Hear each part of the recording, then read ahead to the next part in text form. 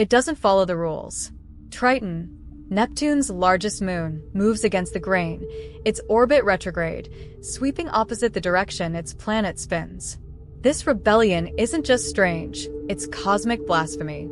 No other major moon in the solar system dares such defiance. It didn't form beside Neptune, cradled in the same dusty cradle of gas and stone. No, Triton came from somewhere else. Stolen. Captured.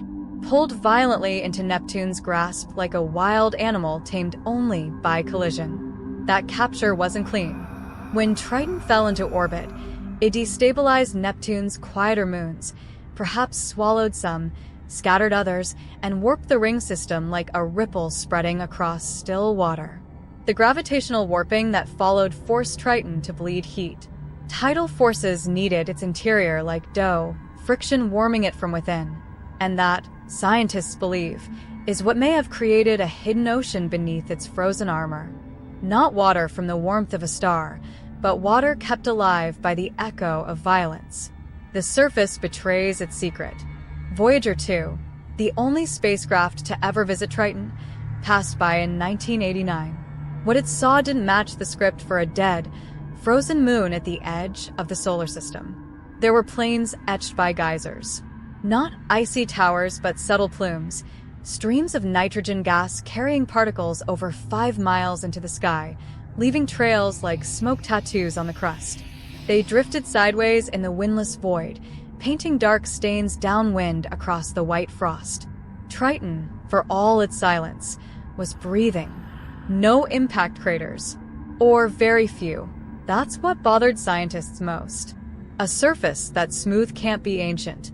Something had wiped it clean, rewritten it, again and again. Some sections looked like they had been freshly ironed, geologically young. But there was no obvious engine of renewal. No volcanic calderas, no fault lines like those on Earth. Just pressure, subsurface churn, quiet rearrangements, and the cold. Minus 235 degrees Celsius. The coldest surface in the entire solar system. Cold enough to freeze nitrogen. Cold enough that time seems to harden. Yet even here something moved. Slowly. Persistently. The dark streaks were traced back to fissures, cracks not formed by impacts or tectonics, but likely by something internal. A pocket of gas. A swell. A breath. On Earth, geology roars. It rumbles, erupts, breaks cities. On Triton, it whispers. It exhales once every century. But that whisper may speak volumes. Because cryovolcanism isn't just geology. It's chemistry. It's biology's secret cousin. Warmth plus water plus time is a recipe Earth knows well. Add in complex organic molecules, found in similar places like Enceladus and Europa, and Triton becomes a question, not a fact. No one knows what Triton displaced when it arrived. No one knows what lay waiting when Neptune's gravity embraced this drifter from the Kuiper Belt. Some believe it was once a dwarf planet like Pluto, with its own moon and history. That history now lies frozen beneath crust and frost. And yet, something of it remains. Something active. Something still in motion. And then there's the orbit itself. It's not stable. Triton spirals slowly inward. Every year, it falls just a little closer to Neptune. One day, millions of years from now, it will cross the Roche limit. Gravity will tear it apart, and it will become a ring, glowing briefly in Neptune's sky before fading. But we are not waiting millions of years. The signals are already here. Voyager 2's images were limited. A single flyby, a few hours. But what it saw was not static. Some plumes shifted between frames. Some changed shape. And one, just one, seemed to pulse with a regular interval. Too faint to be definitive. Too structured to be dismissed. That image was quietly shelved in an obscure archive. Scientists debated over it, dismissed it as artifact noise. But a few years ago, that data was reprocessed by a new machine learning system. It wasn't looking for biology. It wasn't trained on moons. It was trained on languages. And it flagged the pattern. Not as language exactly, but as intent. An output tag simply read, Non-random recurrence. Nothing else was said. No mission followed. No headlines ran. But in a low-budget university program in northern Chile, an independent team began modeling the thermodynamics of Triton's suspected ocean. Their findings remain unpublished. But a whisper has made its way through conference rooms and encrypted message boards. The model predicts that beneath Triton's crust, if an ocean exists, it may be more than fluid. It may be conductive. It may be alive. And if it is, then it has felt every movement above. Every change in Neptune's pull. Every passing shadow. Including Voyager 2. And it has been waiting, inwardly spiraling, backward, Towards something. or away from something else. But it moves. And something deep within that silent world watches. At first, the fractures seemed like the rest of Triton's surface. Chaotic, frozen randomness, painted by eons of cold. But when scientists began laying them over each other, cross-referencing angles, depths, and direction, they noticed a symmetry beneath the surface static. These weren't scars. They were expressions. Pressure lines with intent. Lines that curved when they should have broken, radiated when they should have shattered. Some intersected perfectly across planes hundreds of kilometers apart, as though responding to a single internal compass. Others ran straight, but bowed ever so slightly around invisible masses. Triton was not breaking. It was flexing. They called in radar imaging, deep penetration scans using narrow-frequency pulses bounced through the crust. What returned wasn't solid. Pockets appeared. Hollow spaces where no voids should exist. Not spherical like caverns, but oblong. Intertwined. They pulsed with a faint temperature difference, just millikelvins, but enough to be noticed by the sensors. The rhythm was unsettling. A rise. A fall. Every 143 minutes, precisely. A heating and cooling cycle unlike any geological process known on Earth. Not random. Not geothermal. Almost deliberate. No signal came from these pockets. No radio waves, no vibration. But temperature alone, especially temperature behaving like language, was enough to send chills through the team. Energy was moving with pattern, as though a heartbeat was trapped beneath frozen lungs. The deeper they scanned, the more irregularities appeared. Some voids seemed empty. Others showed dust-like density. One of them, just south of Triton's equator, flashed a brief pulse that caused one of the sensors to overheat, despite the surrounding environment being colder than liquid nitrogen. The probe system labeled the event thermal resonance. That term would haunt the team. A mission proposal followed. They drafted the concept for a new lander, outfitted with sub-ice sonar, temperature-reactive film, and an onboard AI tuned to pattern recognition. The idea was to send it to the site of the most consistent rhythmic pocket and lower a needle-thin sensor into the crack. But bureaucracy moves slower than ice. And while debates swirled at agency meetings and funding panels hesitated over fuel costs, a graduate student named Layla Carter uncovered something else. She had been reviewing Voyager 2's raw image dump, not the cleaned and polished sets used in classrooms and textbooks, but the discarded frames, labeled unreadable or corrupted. One of them was different. Frame E39F, taken seconds before the spacecraft exited Triton's night-side shadow. Marked as overexposed. All white. Useless. But Layla reran it through a recent AI enhancement tool built for old telescope negatives. The algorithm filtered the glare, layered the static, and recomposed the brightness range. What it returned wasn't a landscape. It was a spiral, barely visible, faintly glowing beneath the ice. Not perfectly circular like a whirlpool or weather system. Not mechanical like an antenna. Something in between. It curved like a shell, repeated like DNA. Its outer rings bled into nothing, but its core, the densest region, was nested under a translucent ridge the probe had passed over. The ridge had been dismissed as geological uplift, but now it resembled something else. Not a structure, a shape. And the spiral wasn't etched or carved. It was embedded, frozen inside the ice like an ancient fossil caught mid-bloom. Possibly organic. Possibly something more. Layla flagged it, filed a report, And within days, her access to the Voyager archive was suspended pending a security review. She received no response to her emails. Her backup copy of the image vanished from the university server. A week later, she posted a heavily compressed version to an astronomy forum under a pseudonym. It was dismissed as fake, a hoax, a glitch.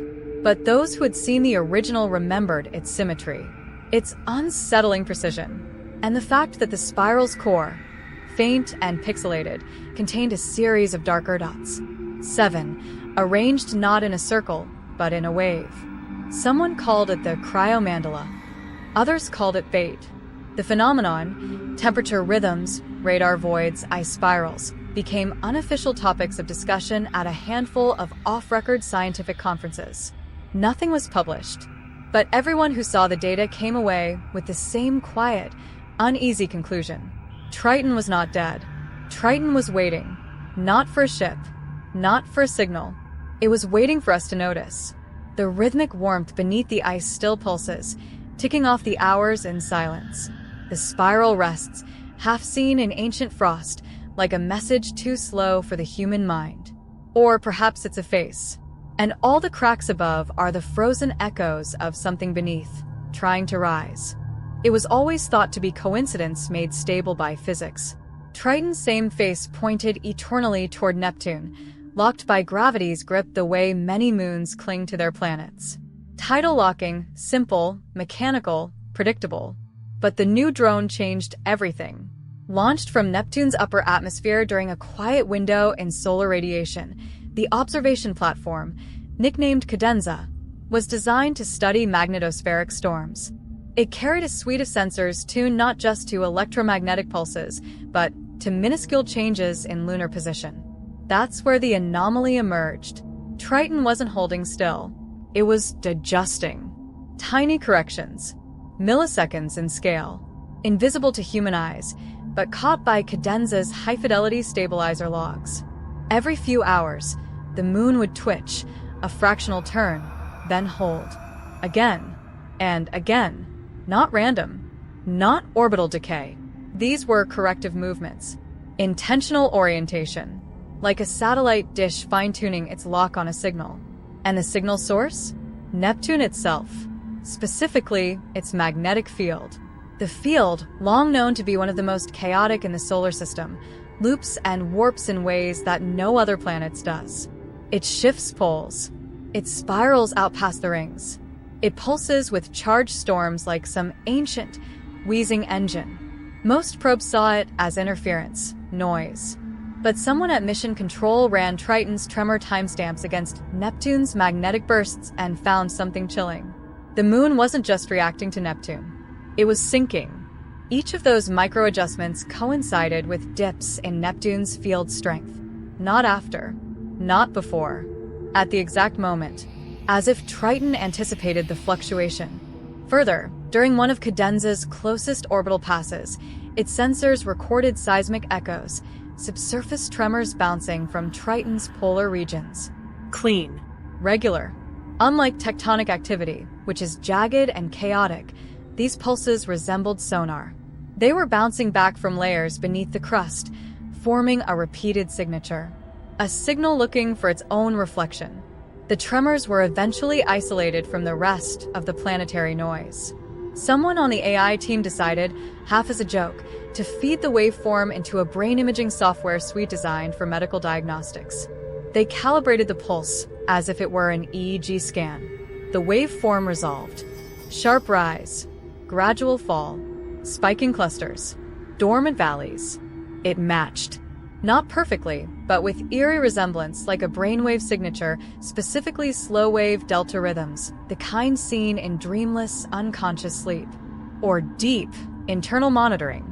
The implications slammed into the team like silence in a vacuum. This was no coincidence of orbit. No frozen husk spinning obediently around a gas giant. Triton was adjusting itself to face Neptune, not just from tidal friction, but with minute precision. It was watching, listening, reacting. And the pulses? The pulses were not tectonic. They were rhythmic. They were feedback. from something that recognized Neptune not as scenery but as a partner in exchange. The hypothesis was formed in whispers, not official briefings. Triton was using Neptune's field, its vast electromagnetic wash, as a carrier wave, a medium, not to broadcast across the system, but as a mirror. Some even suggested the tremors were not messages at all, but Triton's way of reading its own reflection through Neptune's magnetic swirl, like a sonar operator pinging the ocean to hear its own voice bounce back in the dark. What kind of awareness does it take to do that?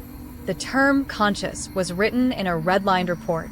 The reviewer struck it out, then added a footnote. Possibly emergent non-biological awareness.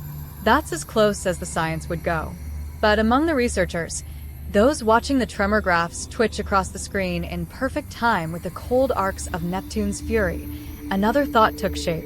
What if Triton wasn't conscious yet? What if it was still waking up? The magnetic feedback, the structural pulses, the orientation toward its planetary host, each action like an eye learning to focus. And if it was an eye, then somewhere in that icy shell, behind those long quiet spirals etched into its crust, was something beginning to see. Not with optics, but with structure. Not with language, but with pattern. And as it stared endlessly at the swirling, storm-drenched face of Neptune, its only companion for billions of years, it had become not just a moon. It had become a mirror. And what it was reflecting was beginning to look back. It ended not with discovery, but with deletion. Somewhere between the second round of funding requests and the third spike in anomalous readings, the Triton project vanished from public logs. The official excuse was a budget consolidation, a redirection of planetary science resources toward exoplanet spectroscopy. But the researchers knew better. The files were no longer accessible, not even to the mission leads. Internal drives were scrubbed.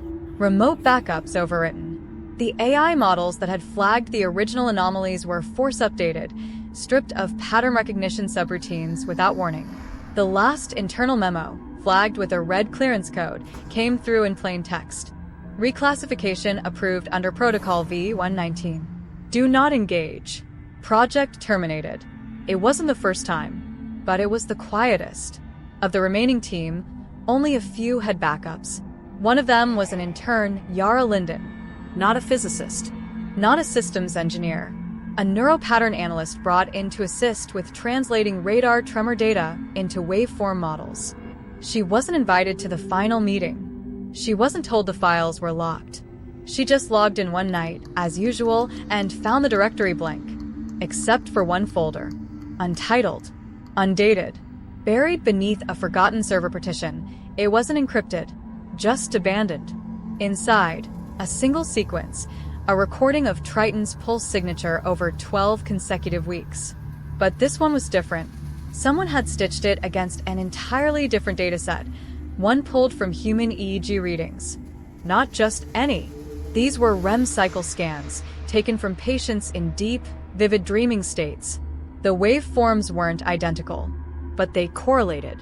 Triton's pulses formed timing structures nearly indistinguishable from limbic activation patterns, the part of the brain responsible for memory consolidation, emotional processing, and, disturbingly, lucid perception. Yara stared at the overlay until her hands stopped moving. The peaks weren't just rhythmic. They changed. Slightly. Over time. Responding to something. Mimicking it. Learning it. And across the final frames, a chilling pattern emerged. Triton's signal had begun leading the EEG waveform by milliseconds. Not reflecting. Anticipating. She tried to replicate the result. Pulled brain scan data from other test groups. Children. Seniors. Artists in meditative flow states.